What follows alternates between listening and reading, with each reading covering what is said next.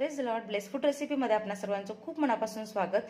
तर बरेच दिवस झाले रेसिपीज येत नाही आहेत, कारण आपला नवीन किचनचं काम सुरू आहे. नवीन किचन ज्यावेळेस बनेल त्यावेळेस देखील नक्की तो व्हिडिओ मी शेअर करेन. तर आता सध्या जो व्हिडिओ शूट करते तो मी माझ्या मम्मीच्या किचनमध्ये शूट करते, कारण गॅप पडलाय म्हणून. तर आज मी तुमच्यासोबत मस्त गावठी अशी तांदळीची भाजी कशी बनवायची ते दाखवणार आहे. तर बऱ्याच लोकांना प्रश्न असतो की तांदळी, पोकळा, राजिगिरा आणि लाल माठ यामध्ये काय फरक असतो. तर हे सगळे एक वर्गिक आहेत, म्हणजे एकमेकांचे भावंड म्हटलं तरीही चालेल. चव देखील साधारणतः एकसारखी असते, फक्त यांच्या दिसण्यामध्ये फरक असतो. तर तांदळी कशी ओळखायची? तांदळीची पानं ही लहान असतात, हिरवी असतात आणि देठ साधारणतः लालसर दिसते तुम्हाला. ही गावठी आहे त्यामुळे लालसर आहे, नाहीतर तांदळीचं देठ पूर्ण पांढरं असतं. तर हे बघा, पांढरं आणि लालसर असं मिक्स आहे.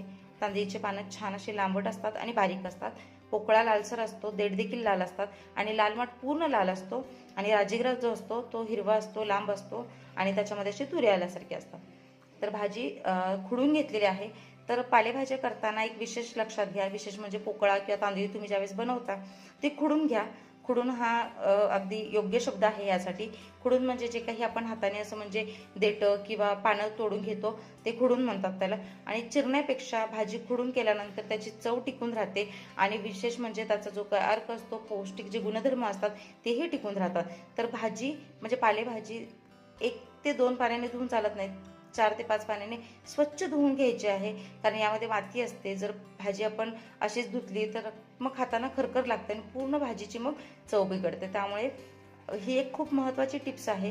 जे नव्याने करतात त्यांच्या लक्षात येत नाही. तर आधी मोठं भांडे घ्यायचं, त्यामध्ये पाणी घालायचं आणि त्यामध्ये भाजी घालून थोडा वेळ ठेवायची, म्हणजे जी माती आहे ती पूर्ण तळाला जाऊन बसते आणि मग वरवरची भाजी आपल्याला स्वच्छ मिळते. तर भाजी स्वच्छ 3 ते 4 पाण्याने घेतलेली आहे आणि एका चाळणीमध्ये मी ही नितळत ठेवलेली आहे, कारण आपल्याला पाण्याचा वापर न करता वाफेवर छान भाजी बनवायची आहे. तर उन्हाळ्यामध्ये पालेभाज्या ह्या खाल्ल्याच पाहिजेत. यामुळे ही आरोग्यासाठी खूप चांगले याचे गुणधर्म आहेत. उष्णता कमी करते, पोटातली आग म्हणजे दाह कमी होतो, पोट साफ होतं, फायबरमध्ये चांगली आहे. त्यामुळे निदान दिवसातून एक तरी पालेभाजी खाल्लीच पाहिजे. तर बऱ्याच कारणांसाठी ही उपयुक्त आहे. विशेष म्हणजे चवीला तर भारीच आहे. महाराष्ट्रामध्ये सगळीकडे ही उपलब्ध असते, विशेष म्हणजे कोल्हापूर भागामध्ये जास्त प्रमाणात ही मिळते. तर चला आपण सुरुवात करूयात. अगदी कमी साहित्य लागतं, कमी वेळेमध्ये बनते. तर ही तांदळी स्वच्छ धुवून खुडून नितळत ठेवलेली आहे. इथे मी घेतलेला आहे कांदा बारीक चिरून. तर मी दुसऱ्या जेवणामध्ये कांदा वापरणार आहे, इतका वापरणार नाहीये. एक मोठ्या आकाराचा किंवा 2 मध्यम आकाराचे कांदे बारीक चिरून घ्यायचे आहेत. भाजी किती आहे त्यावर ते अवलंबून आहे. मिरच्या घेतलेल्या आहेत. मिरच्यांचं प्रमाण देखील तुमच्या आवडीनुसार घ्या, म्हणजे जास्त तिखट खात असाल तर जास्त तिखट घ्या, जास्त मिरच्या घ्या. कमी तिखट खात असाल तर कमी मिरच्या घ्या. मी ते मिरचीचे मोठे मोठे तुकडे करून घेतलेले आहेत, कारण घरी लहान मुलं असतील तर पटकन मिरची तोंडात येणार नाही आणि ती सहजरित्या बाजूला करणं सोपं होईल. इथे खूप सारा लसूण ठेचून घेतलेला आहे. अगदी मूठ दीड मूठ हा लसूण आहे.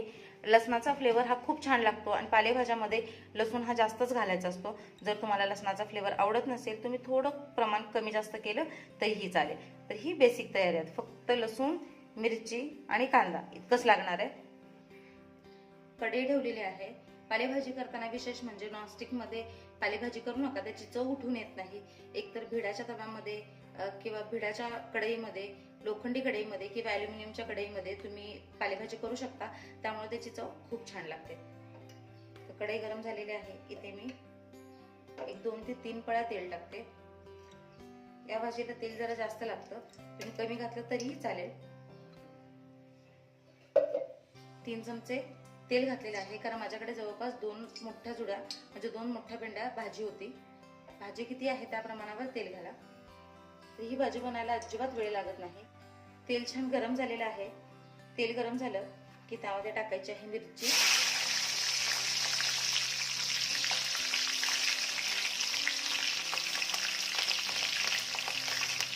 लसूण.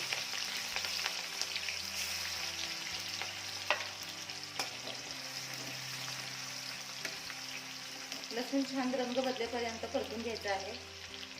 खूप वेळ करपवायचं नाहीये, तर त्याचा कच्चेपणा जाईपर्यंत छान तेलामध्ये हा परतून घ्यायचा आहे. लसणाचा रंग छान बदललेला आहे. आता यामध्ये आपण कांदा टाकणार आहोत.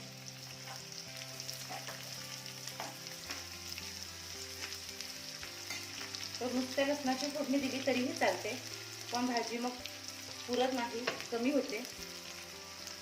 कारण पालेभाज्या दिसताना जितक्या दिसतात शिजल्यानंतर त्याच्या निम्म्या प्रमाणात होतात. कांद्यामुळे चवही छान येते आणि भाजी वाढते देखील, त्यामुळे कांदा घातलेला आहे. तुम्ही नुसतं मिरची आणि लसणाची फोडणी दिली तरीही चालेल. कांदा देखील छान रंग बदलेपर्यंत परतून घ्यायचा आहे. आणि जसं मी नेहमी माझी टिप्स सांगत असते की कांदा भाजताना थोडंसं मीठ टाकावं, म्हणजे अगदी चिमटभर. त्यामुळे कांदा पटकन भाजला जातो आणि मऊसूत होतो.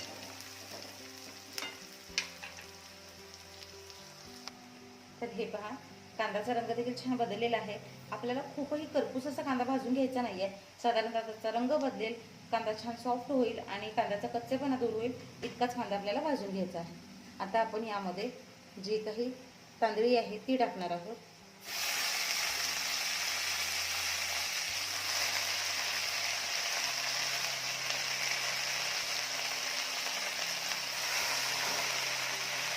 पालेभाज्या दिसताना खूप दिसतात, पण त्यातलं मॉइश्चर कमी झालं म्हणजे पाणी निघून गेलं की कमी प्रमाण होतं त्याचं.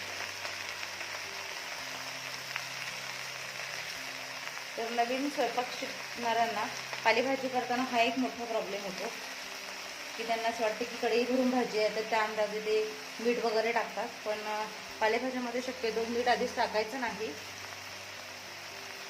आणि बघा, त्यात भाजी टाकलेली आहे ती आधी छान परतून घ्यायची.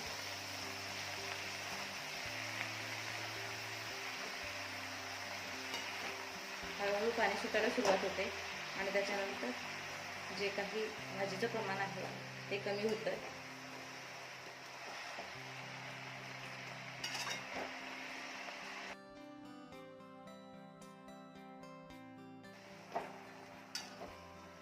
हे बघा, तुमच्या समोरच मी आता ही परतताच भाजी हळूहळू कमी व्हायला सुरुवात झालेली आहे. तुम्हाला भाजी खुडायला वेळ नसेल, तुम्ही चिरून घेतली तरीही चालेल. बघा, मगाशी किती भाजी होती आणि आता भाजीचं प्रमाण बघा, अगदी 1 मिनिट पण झालेलं नाहीये. तर भाजी छान मिक्स करून घ्यायची आणि आता भाजी बऱ्यापैकी खाली बसलेली आहे. यावेळेस यामध्ये मीठ टाकायचं. सुरुवातीला जर आपण मीठ टाकलं तर मिठाचा अंदाज येत नाही, त्यामुळे भाजी छान मिक्स करून घ्यायची आणि त्याच्यानंतरच यामध्ये मीठ घालायचं आहे. पालेभाजीमध्ये मीठ घालताना त्याला सावकाशीनेच घालायचं आहे, कारण इतर भाज्यांच्या फळभाजीच्या तुलनेमध्ये पालेभाज्यांमध्ये मीठ कमी लागतं.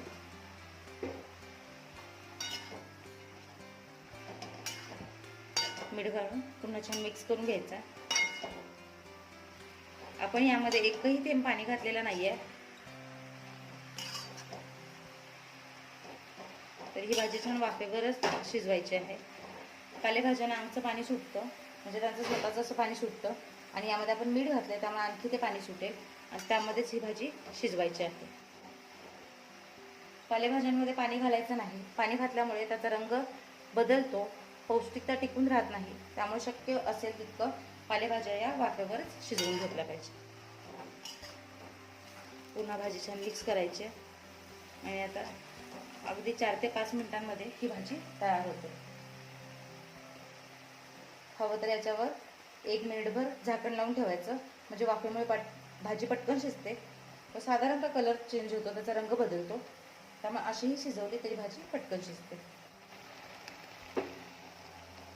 तर आपण यामध्ये अजिबात पाणी घातलेलं नाही आहे, पण पाणी कसं सुकलं ते बघा. तर हे पाणी पूर्ण आटेपर्यंत भाजी आपल्याला छान शिजवून घ्यायची आहे आणि मध्ये मध्ये एकदा दोनदाही परतायची देखील आहे. जर तुम्हाला खूप सुकी हवी असेल तुम्ही सुकी ठेवू शकता, साधारणतः रसदार भाजी हवी असेल तशी तुम्ही बनवू शकता.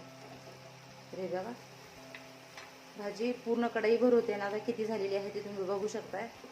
भाजीमध्ये पाणी नाही घातलं किंवा झाकून नाही ठेवली तर भाजीचा रंग आहे तसा राहतो, रंग बदलत नाही आणि चव देखील छान टिकून राहते.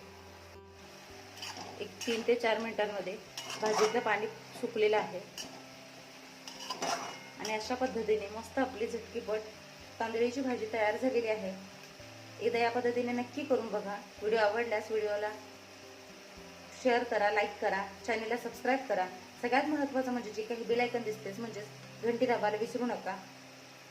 अशाच पारंपरिक आणि नवीन नवीन रेसिपीज माझ्या चॅनलवर तुम्हाला येत असतात. तुम्हाला आणखी काही कशाची रेसिपी हवी असेल तर तशी तुम्ही मला नक्की कमेंट्स करू शकता. तर यामध्ये साधारणतः पाणी अजून शिल्लक आहे, कारण एकदम सुकी भाजी आमच्याकडे नको असते. थोडंसं साधारणतः ओलावा त्यामध्ये ठेवायचा, म्हणजे भाकरीबरोबर खाताना ही भाजी खूप छान लागते. तर एकदा या पद्धतीने नक्की ट्राय करून बघा. न खाणारे देखील अगदी आवडीने खातात. रेसिपी बघितलेली आहे तर नक्की ट्राय करून बघा. भाजी सुक्की केली तर ज्वारीच्या भाकरीसोबत अप्रतिम लागते, एक नंबर लागते. थोडा ओलसरपणा ठेवला तर त्या पाण्यासोबत गरम गरम भात तर खूपच छान लागतो. लहान मुलांना देखील हे भरवायला अगदी पौष्टिक आहे. तर प्लीज चॅनलला सबस्क्राईब करा, लाईक करा, शेअर करा, घंटी दाबायला विसरू नका आणि नक्की रेसिपी ट्राय करून बघा.